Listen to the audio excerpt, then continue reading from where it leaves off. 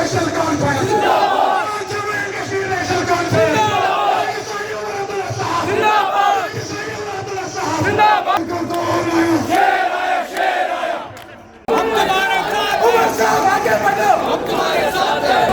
जून के बाद इंशाअल्लाह श्रीनगर में होने वाले मेंबर पार्लियामेंट हमारे छोटे भाई जनाब आगा सैयद रूहुल्लाह साहब, नेशनल कॉन्फ्रेंस के मेरे सीनियर साथी, साबका स्पीकर जनाब मुबारकुल साहब, हमारे यहाँ बीरवा के साबका एमएलए और साबका वजीर, नेशनल कॉन्फ्रेंस के सीनियर लीडर, आप सबके हद अजीज जनाब आगा महमूद साहब, सेंट्रल जोन के जोन सदर जनाब आगा महमूद अली मोहम्मद डार साहब, कांग्रेस के जिला सदर नसीमा अख्तर साहिबा,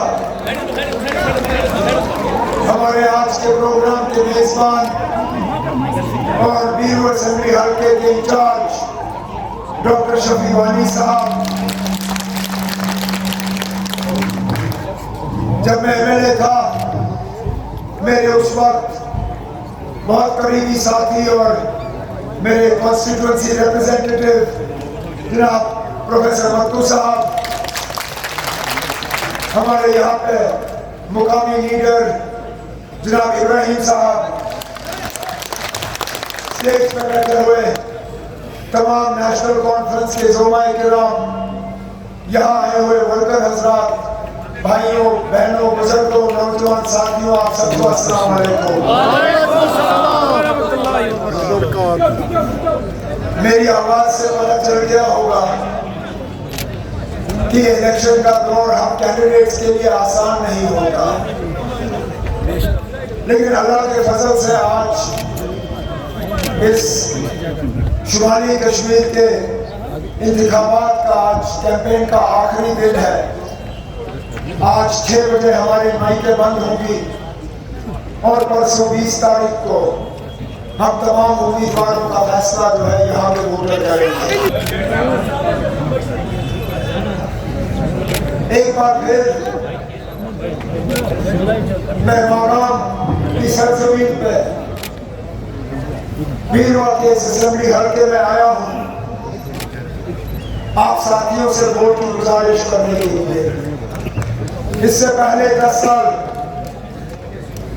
बिल्कुल इसी तरह असेंबली के इंतखाबात थे,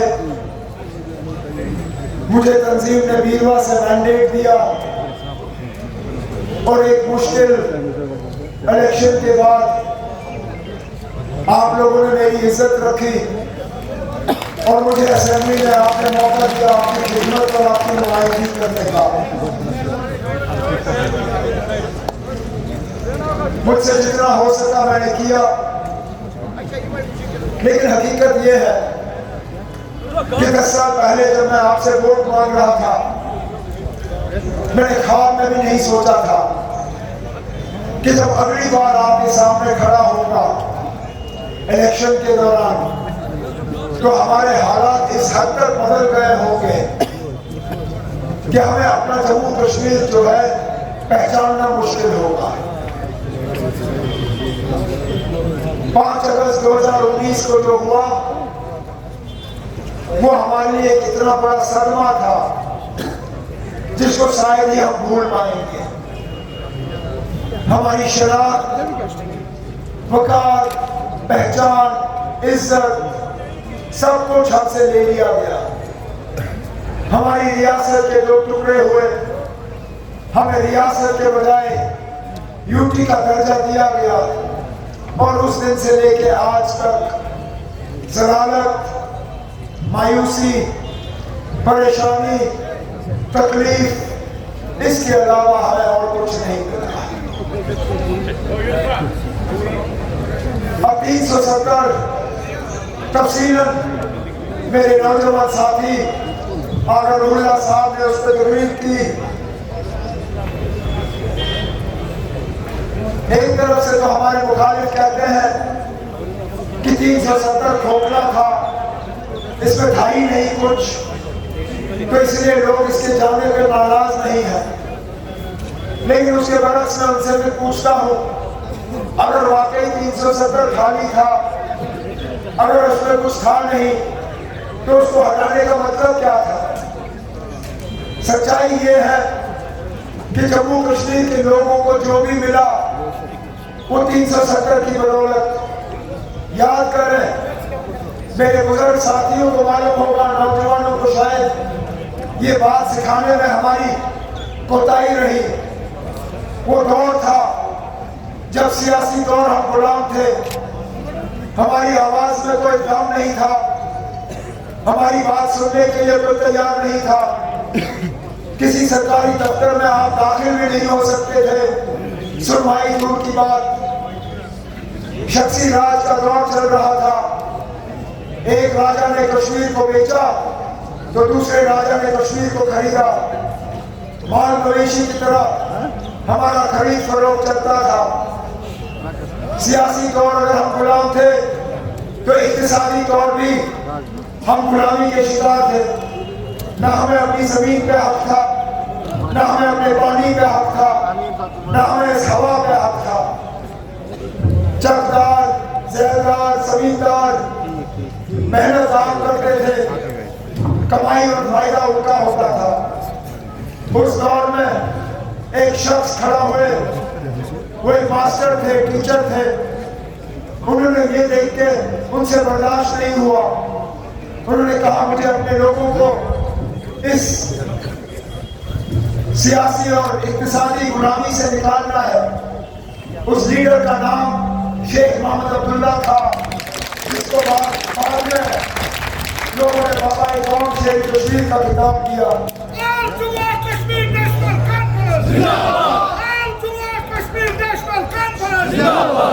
शेर कश्मीर ने पहले हमें सियासी गुलामी से निकाला। जब हमें वोट का हक मिला, हमें हक मिला कि हम अपने लीडरों का खुद फैसला करें, हम अपने हुक्मरान का खुद फैसला करें। हमारी दफ्तरों में सुनवाई होती थी, हमारे मुताबिक फैसले होते थे। लेकिन शेर कश्मीर को लगा कि इतना काफी नहीं है। उन्होंने फिर हमें इक्तिसादी गुलामी से आज़ादी दिलवाई। और यही मेरा उन साथियों को जवाब रहता है जो बार बार मुझसे पूछते हैं कि जम्मू कश्मीर को 370 में क्या किया। ठीक है, मैं मानता हूँ बाकी मुल्क में भी अस्पताल है, यहाँ पे भी है। बाकी मुल्क में स्कूल है, यहाँ पे भी है। बाकी मुल्क में कॉलेज है, यहाँ पे भी है। बाकी मुल्क में यूनिवर्सिटियाँ हैं, यहाँ पे भी है। बाकी मुल्क में सड़कें बनती हैं, यहाँ पे भी बनती है। बाकी मुल्क में टूरिज्म आता है, यहाँ पे भी आता है।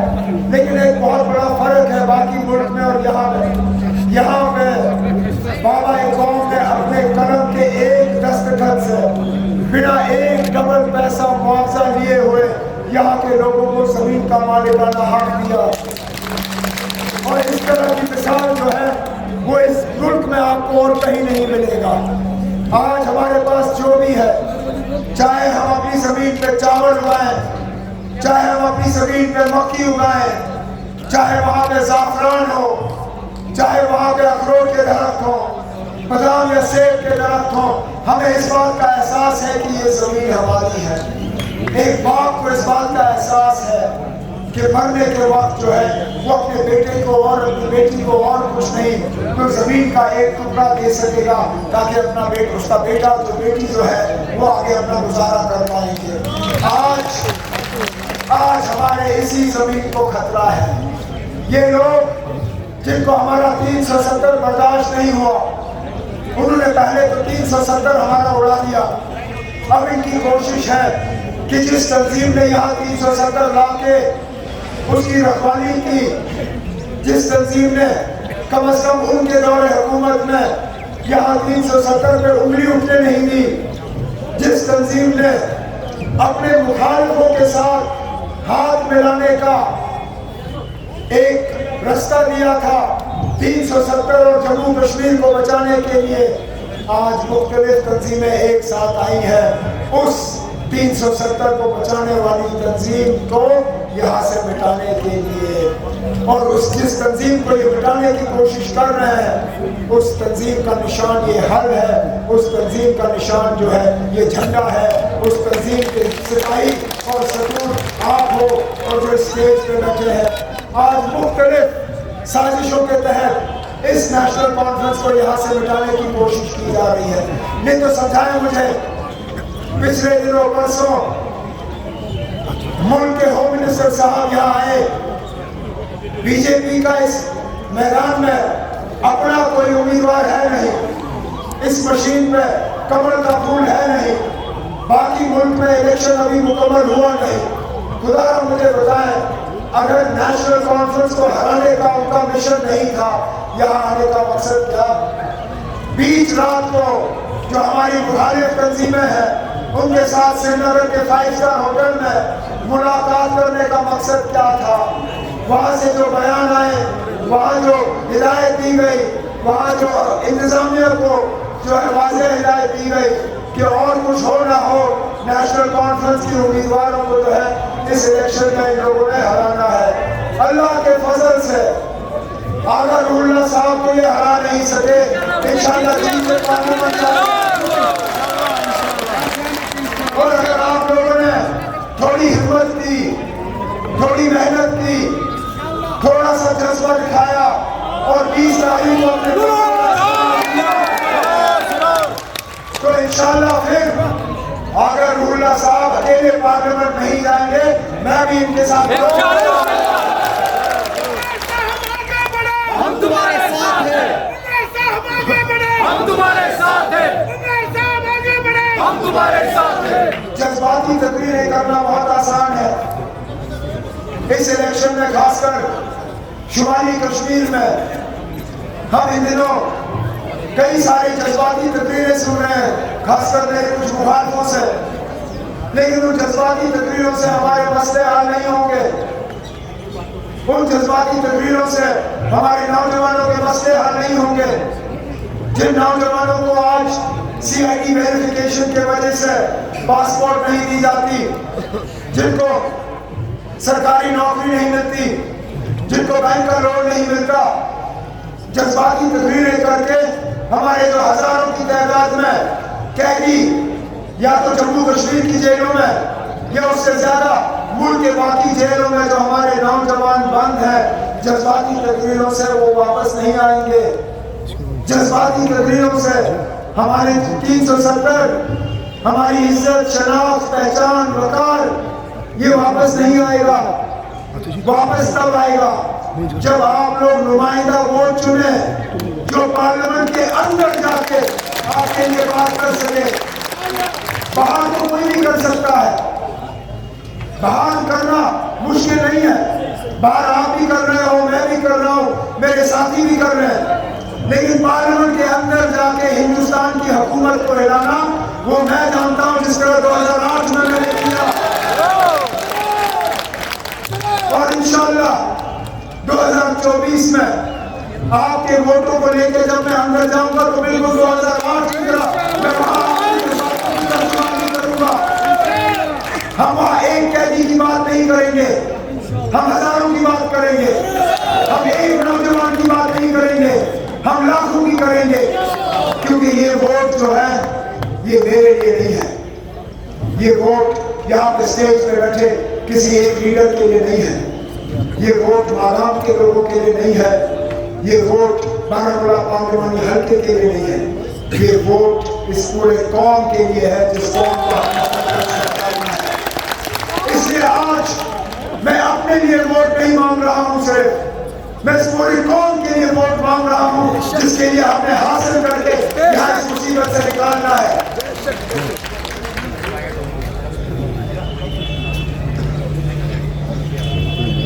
मुसीबतों की और मुश्किलातों की कमी नहीं है।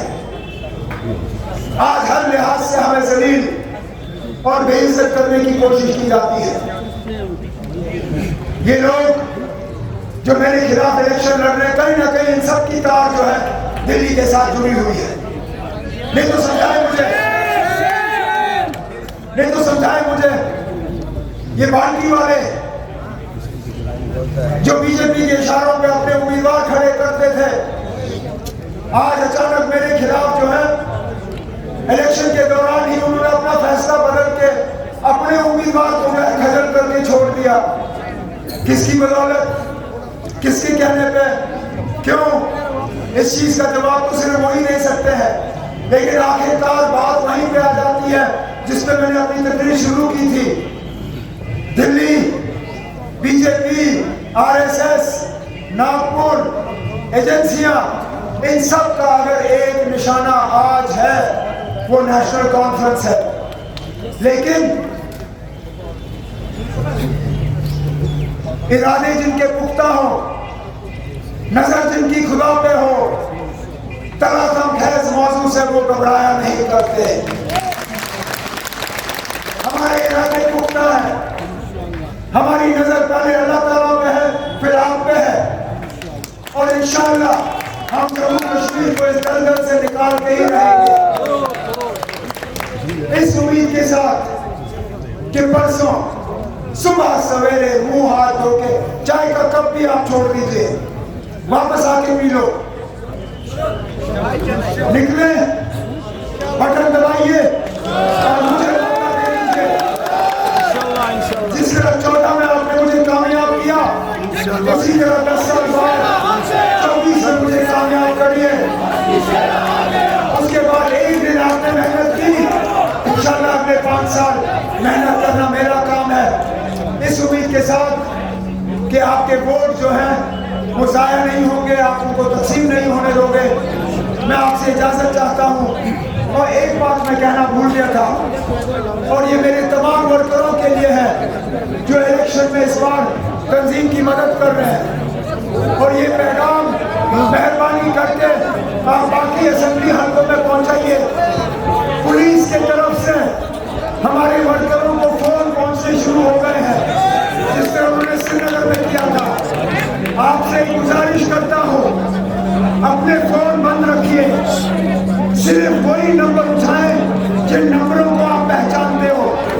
ये लोग आपको फोन करके आपको थाने में बुला के आपको उठाएंगे। सिर्फ अपने दोस्तों और रिश्तेदारों का फोन उठाना, इनके फोन मत उठाओ। अगर ये आपसे बात नहीं कर पाएंगे, ये आपको बुला नहीं पाएंगे। जाइए पोलिंग बूथ में और वहाँ इनकी चोरी रोकिए, यही करना है आपको। आवाज रखें, शुक्रिया। क्या कहेंगे आप क्या कहोगे? अभी तक तो समझ में नहीं आता है कि दौरे का मकसद क्या था, क्योंकि बीजेपी का कोई उम्मीदवार मैदान में है नहीं। पहले तो ये अफवाह चली कि वो सिक्योरिटी रिव्यू करने आ रहे हैं, लेकिन सिक्योरिटी की रिव्यू भी नहीं हुई। जाहिर सी बात है कि यहाँ पे वो इंतजामिया को, बीजेपी को और बीजेपी की जो ए टीम, बी टीम, सी टीम, डी टीम और अब ई टीम जो बन गई है, उन सबको हिदायत देने आए थे कि किस तरह नेशनल कॉन्फ्रेंस को हराना है। लेकिन अल्लाह के फजल से लोगों का साथ हमारे साथ है और इसको हम 4 जून को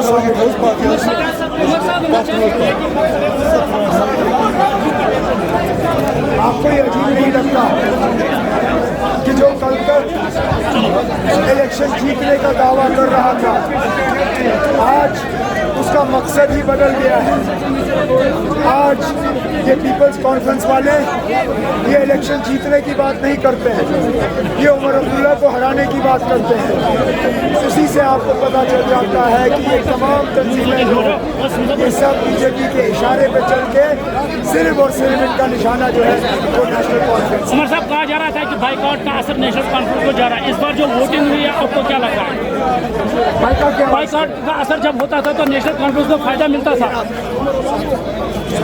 हम इलेक्शन जीतते थे और हमारे मुखालिफों को इस जीत के लिए कोई बहाना देना होता था। पहले उनका बहाना ये होता था कि हमें बॉयकॉट का फायदा है। आज ये कहेंगे कि क्योंकि ज़्यादा वोट पड़े कॉन्फ्रेंस को है, तो अब मैं क्या कह सकता हूँ इसमें?